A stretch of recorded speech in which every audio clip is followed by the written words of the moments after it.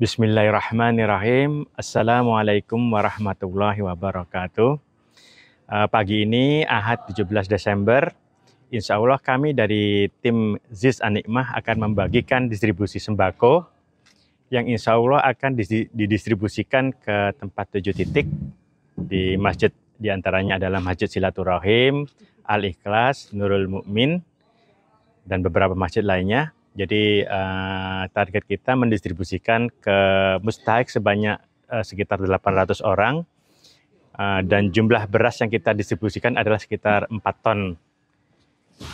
Demikian untuk acara hari ini yang insya Allah kita akan laksanakan.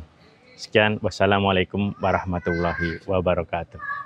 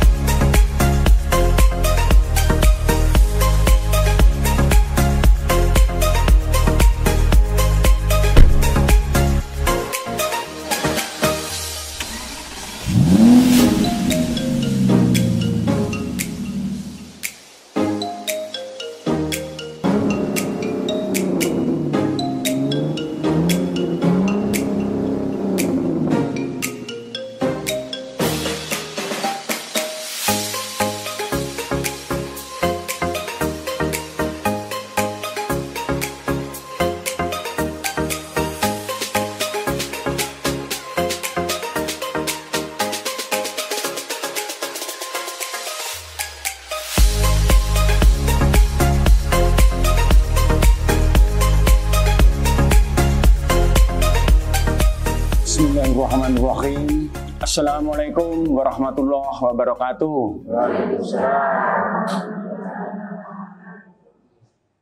Alhamdulillahirabbil alamin. Suatu kenikmatan yang selalu harus kita syukuri, bahwasanya kita masih diberi kesehatan, diberi hidayah, diberi taufik sehingga kita bisa berkumpul di majelis yang mulia ini. Pada kesempatan pagi ini, sebelum nanti dari tim Zakat Infak Sodakoh menyampaikan amanahnya untuk ibu-ibu semuanya, marilah kita sedikit sama-sama kita belajar, sama-sama kita merenungkan. Ada suatu nasihat yang menurut saya pribadi sangat bagus sekali, yaitu mengenai nasihat tentang kematian. Dan ini penting sekali buat kita semuanya, karena di dalam Al-Quran surat Al-Imran ayat 185 itu jelas sekali disampaikan bahwa kullu nafsin dha'iqatul maut wa innama tukaffawna ujurakum yawmal qiyamah faman juziha anin nari wa udkhilal jannata faqad faj wa mal hayatud dunya illa mata'ul ghurur. Nah, ini di dalam surat Ali Imran ini mengingatkan kepada kita, memberikan nasihat kepada kita, yang artinya tiap-tiap yang bernyawa atau berjiwa akan merasakan mati. Dan sesungguhnya pada hari kiamat sajalah disempurnakan pahalamu. Barang siapa dijauhkan dari neraka dan dimasukkan ke dalam surga, maka sungguh ia telah beruntung. Kemudian dunia itu tidak lain hanyalah kesenangan yang memperdayakan. Di sini di surat Ali Imran ini mengingatkan kepada kita, memberikan nasihat kepada kita bahwa semuanya yang hidup, yang mempunyai bernyawa, baik itu manusia, binatang, tumbuhan, termasuk jin dan lainnya, itu semuanya akan mengalami yang namanya mati atau kematian. Dalam 1 bulan ini saja di warga Citra Grand di Jamaah Masjid An-Ni'mah, ini ada persis seperti yang di surat ini. Ada 6 orang yang meninggal dunia. Dan ini memberikan, saya berusaha juga bisa ikut tim Janais, bisa alhamdulillah bisa ikut menunaikan salah satu kewajiban kita sebagai umat muslim, itu untuk memandikan, mengkafani, mensolatkan, dan mengkuburkan. Nah, dari 6 jamaah tersebut, itu tidak peduli, Bu. Jadi kita juga semuanya belajar tidak peduli itu usianya yang sudah ada 83 tahun, ada yang 53 tahun, ada yang di bawah 40, bahkan ada yang baru usia 4 tahun meninggal dunia. Artinya bahwa kita semuanya, kita nggak tahu kapan Allah akan memanggil kita, kapan akan malaikat maut akan mencabut nyawa kita. Hanya Allah yang Maha tahu. Yang bisa kita lakukan sebelum kita meninggalkan dunia yang fana ini, marilah kita semuanya saling mengingatkan kepada kita semuanya untuk mempersiapkan diri, menyiapkan bekal kita supaya nantinya di alam sana kita masuk ke dalam orang-orang yang beruntung, orang-orang yang dimasukkan ke dalam jannahnya Allah Subhanahu wa taala. Dijelaskan juga di sabda Rasulullah yang artinya kalau kita kebetulan membimbing atau membantu saudara-saudara kita yang sudah sakaratul maut, kita bagaimana kita mentalkinkan, membantu mereka untuk menuntun, untuk bisa membacakan La ilaha illallah Muhammadar Rasulullah. Dengan syahadat mengucap bahwa hanya Allah lah yang satu dan Muhammad adalah Rasulullah, insya Allah dimasukkan ke dalam jannah. Kemudian hadis lain juga dijelaskan bahwa ambillah 5 perkara sebelum 5 perkara.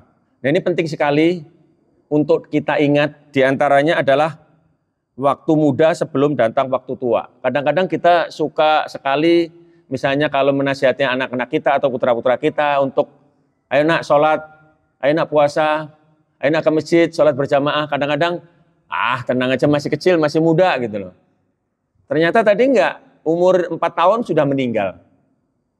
Padahal orang tuanya udah memberikan kasih sayang, cukup, kesehatan, sekolah yang ini, udah cukup semuanya. Tapi kalau Allah udah berkehendak, tidak ada yang bisa menghalanginya, tidak ada bisa menolaknya. Artinya kematian tersebut tidak bisa ditunda-tunda dan tidak bisa disegerakan. Orang bahkan ada yang mau bunuh diri, udah ketabrak mobil, tetap aja masih hidup. Artinya apa? Artinya nggak bisa ditunda-tunda. Ada orang yang sudah 15 tahun dirawat di rumah sakit, koma, sampai mendatangkan dokter-dokter yang luar biasa, bahkan sampai dikirim ke Singapura, tetap aja nggak bisa. Artinya itu adalah rahasia Allah, takdir Allah yang kita semuanya tidak ada yang bisa mengetahui kapan takdir tersebut akan datang kepada kita. Yang bisa kita lakukan adalah kita bagaimana mempersiapkan diri selama masih hidup.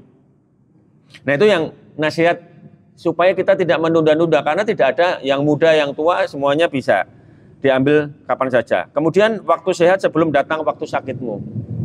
Nah, ini juga penting sekali karena sering kita kadang-kadang sudah diberi nikmat yang sehat oleh Allah Subhanahu wa taala, tidak mensyukuri nikmat kesehatan tersebut dengan cara tadi minimal menunaikan ibadah yang kelima. Syahadat sudah pasti kita karena kita semuanya kaum muslimin. Dan setiap hari kita membaca minimal 5 kali syahadat. 5 kali, kalikan tergantung 7 kali 17. Karena ada beberapa sunat, surat-surat sunah-sunah yang lainnya juga. Dan setiap tahiyat. Jadi kita sebaiknya pada saat kita sehat, kita bisa melakukan yang terbaik untuk bekal kita. Seringkali kalau kita udah sakit, baru kita bisa merasakan apa sih nikmatnya kita diberikan kesehatan. Karena itu udah manusiawi Pak ya. Jadi sudah umum buat kita semuanya. Itu nasihat buat saya pribadi juga. Karena seringnya itu kadang-kadang lupa kalau sudah sehat itu kita lupa. Tapi pada saat sakit baru merasakan, ya Allah kayaknya rasanya udah mau mati ini. Baru kita ingat, baru kita ingat kepada Allah, baru kita, aduh ini kayaknya udah waktunya deket-deket ini. Baru kita ingat. Nah itu kita sudah itu pun juga sudah bersyukur, karena kalau kita diberi sakit, ujian sakit sama Allah Subhanahu Wa Taala, sebenarnya kalau kita ikhlas, kita bisa bersabar, insya Allah menjadi penggugur dosa-dosa kita. Itu yang kedua, waktu sehat sebelum datangnya waktu sakitmu. Kemudian masa kayamu sebelum masa kefakiranmu. Nah, kadang-kadang kita salah menafsirkan atau salah mengartikan. Kalau namanya orang kaya itu seperti apa sih? Itu nggak ada ujungnya Pak, Bu. Bener nggak? Wah, nanti kalau sudah beli motor, kita udah kaya. Udah dikasih motor, kayaknya nanti belum, kalau udah mobil baru punya kerasa. Nanti kalau udah punya mobil, punya rumah punya villa punya apartemen punya, udah nggak ada ujungnya Bu. Jadi yang disebut kaya itu tergantung bagaimana diri kita ini mensyukuri nikmat dari Allah yang telah berikan. Dan kenikmatan tersebut itu tidak hanya untuk orang yang secara materi kaya. Kaya itu adalah bagaimana kita bisa mensyukuri nikmat Allah yang telah diberikan. Kalau kita sudah bisa mensyukuri itu, kita udah kaya sebenarnya. Nah, sebelum kita fakir, kadang-kadang sebelum kita menjadi tanda petik rezekinya berkurang karena suatu hal, karena usia, karena keadaan, kita bisa melakukan amal baik atau amal soleh. Banyak amalan-amalan, kalau kita punya kesehatan, kemudian kita punya keberkahan, sedikit rezeki, kita sisihkan sebagian rezeki kita. Karena kan kalau di dalam ajaran Islam yang diwajibkan adalah zakat. Zakat itu hanya 2,5%. Berapapun jumlah yang kita miliki, yang kaya tadi, mau kayanya kayak seperti apa, itu semuanya sama, 2,5%. Jadi 2,5% kalau punya 100.000 ya cuma 2.500. Kalau punya 1 juta cuma 25.000. Jadi berapapun itu kita sisihkan sebagian untuk orang lain. Itu yang nasihat yang ketiga. Kemudian yang nasihat keempat, masa luangmu sebelum datang waktu sibukmu. Artinya kita semuanya punya kesibukan, kita punya kewajiban sebagai orang tua, sebagai saudara, sebagai anak untuk melakukan ikhtiar untuk keluarga kita, untuk saudara-saudara kita, untuk lingkungan kita, untuk semuanya, bahkan untuk masjid. Kita punya waktu, kita bisa meluangkan untuk bisa membersihkan masjid, mengurus masjid, memastikan supaya tempat sholat kita bersih. Itu juga salah satu waktu yang bisa kita gunakan untuk melakukan amal ibadah.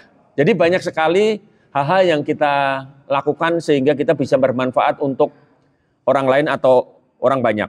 Kemudian yang kelima, ini sabda Rasulullah, ini penting juga, hidupmu sebelum datang kematianmu. Artinya ini yang terakhir seperti tadi, sebelum datangnya ajal yang kita semuanya tidak akan tahu kapan, bahkan siang ini, pagi ini kita sehat semua walafiat, kita nggak tahu apakah nanti sore, besok pagi, atau bahkan 5 menit lagi, kita nggak ada yang tahu. Mungkin yang terjadi saudara-saudara kita di Gaza, lagi melakukan sholat, tiba-tiba bom jatuh, udah jadi syahid. Atau yang sedang melakukan safar, tiba-tiba kereta atau kendaraannya kecelakaan, wallahu alam, kita nggak ada yang tahu. Dan itu menjadi rahasia Allah.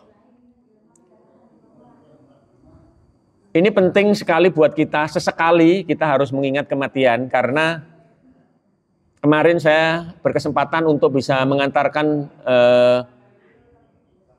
warga di Citragen sampai dari mulai memandikan, mengkafani, menyolatkan, sampai mengantarkan ke tempat pemakaman terakhir. Ternyata hanya ada 3 Bu yang dibawa oleh si mayat tersebut. Pertama, keluarganya. Keluarganya ikut datang tentunya. Kemudian hartanya. Dan yang ketiga, amalnya. Keluarganya, handetolanya, tetangganya, semuanya datang ke tempat pemakaman. Semuanya ikut membantu menguburkan, mendoakan yang menjadi kewajiban kita. Tapi apakah keluarganya itu akan menunggu terus di sana, Bu? Kira-kira nunggu nggak, Bu? Mau nggak nunggu kira-kira kalau kita menghantarkan jenazah ke pemakaman terus kita nunggu terus di sana? Saya kira nggak ada yang mau. Bener nggak, Bu? Kita semuanya juga selesai dikubur, doain, udah pulang. Nggak ada yang mau. Mau dibayar, nggak ada yang mau juga. Dan yang kedua adalah hartanya. Pada saat mengiringkan itu mobilnya banyak, Bu. Alphardnya dibawa, Camry-nya dibawa, motornya dibawa, semuanya dibawa. Tapi kira-kira mau ditinggal nggak di kuburan? Nggak ada, Bu. Mau kayak apa juga nggak ada yang pasti bawa pulang semuanya. Nah sekarang yang ditinggalkan apa, Bu? Hanya amalnya, betul sekali. Hanya amal solehnya saja yang akan menemani nanti kita semuanya di surga. Kalau kita bisa punya amal yang baik, insya Allah akan menjadi sedikit pun, bahkan sedikit hanya sekecil zarah pun, biji sawi yang kecilnya itu pun tetap diperhitungkan. Makanya kalau kita beribadah insya Allah diniatkan dengan niat yang tulus. Inna amalu biniat. Jadi apapun kalau kita niatkan dengan tulus, insya Allah menjadi amal ibadah kita. Mungkin itu saja, Bu ya. Kebetulan alhamdulillah juga sudah berasnya sudah nyampe dan memang dikasih waktunya 7 menit. Mudah-mudahan hanya waktu yang singkat ini yang menjadi nasihat kita. Nasihat kematian ini bukan sesuatu yang menakutkan. Karena memang mau takut, mau nggak takut semuanya juga akan mati. Semuanya. Mau binatang, mau hewan, mau tumbuhan semuanya akan mati. Cuma ya itu tadi, kita nggak tahu di mana, kita nggak tahu kapan. Itu yang menjadi rahasia Allah. Yang kita bisa lakukan adalah bagaimana kita bisa mempersiapkan diri. Semoga kita masuk terhadap golongan orang-orang yang beriman, golongan orang-orang yang dimasukkan ke jannahnya Allah, golongan dimasukkan kepada saudara-saudara kita yang seiman dan seagama. Itu saja yang kita bisa kami sampaikan. Mudah-mudahan sedikit nasihat ini menjadi nasihat untuk diri pribadi kami, diri pribadi saya sendiri, untuk keluarga kami, dan untuk ibu-ibu semua dan jamaah semuanya. Kurang lebihnya mohon maaf. Saya tutup billahi taufik wal hidayah. Akhirul kalam. Assalamualaikum warahmatullahi wabarakatuh.